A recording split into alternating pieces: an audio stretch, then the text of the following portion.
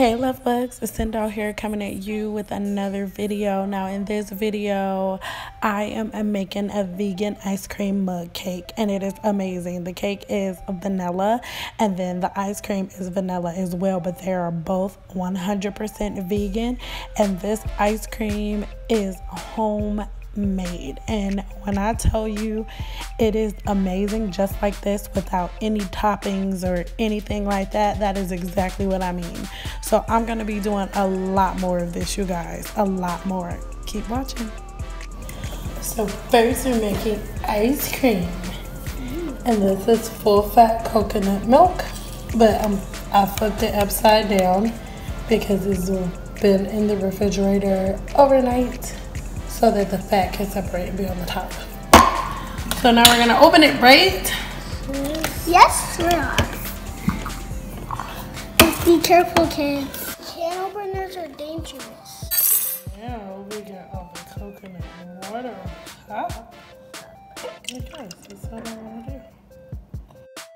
Okay, so that fat that is at the bottom, you need that fat at the bottom to create your ice cream. So this is the fat, and keep in mind, even though coconut is a healthy fat, it is still fat, and that's why you must have 1 can of full fat coconut milk, and then the second can is going to be light coconut milk, and that is because you still need the coconut milk, but you don't need that much fat. And even though it's healthy fat, it's still fat. So this is very low fat, girl. So now we're going to use pure vanilla extract. You need vanilla extract because it's going to keep your ice cream from crystallizing.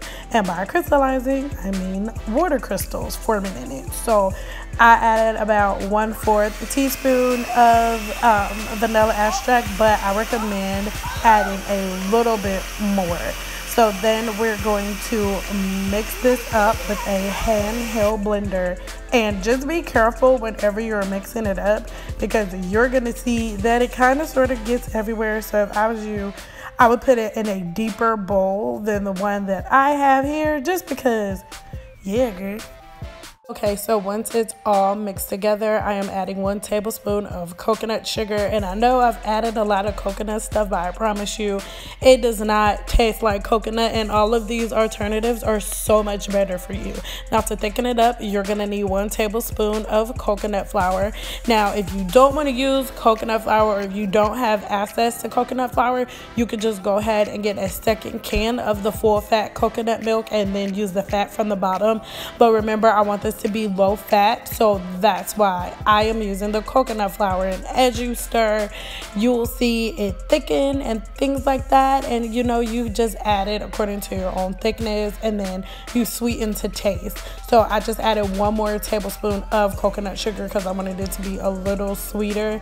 And then you are going to freeze this for approximately 3 hours. And in the meantime, girl, let's make these mug cakes. So I'm going to start off with this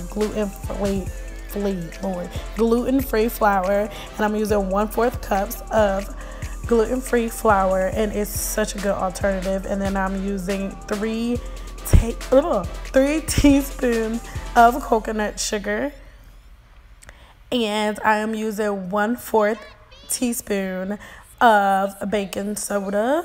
And then I'm gonna whisk up all of my dry ingredients. Make sure that you stir all of your dry ingredients before you add your wet ingredients, otherwise you'll have a bunch of clumps and lumps in your cake, and that ain't cute. So next you're gonna add 2 tablespoons of coconut oil. Make sure that it is melted. And if you don't want this to have oil in it, you want it to be oil free, you can just add applesauce.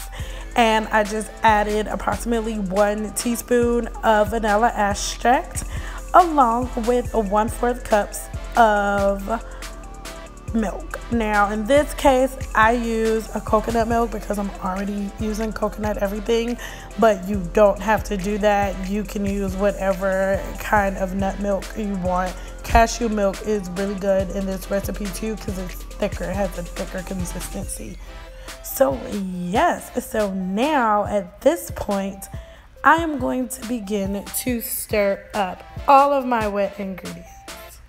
Okay, so mix everything up and then pop these bad boys in the microwave for about 2 minutes, and after that it comes out absolutely perfect.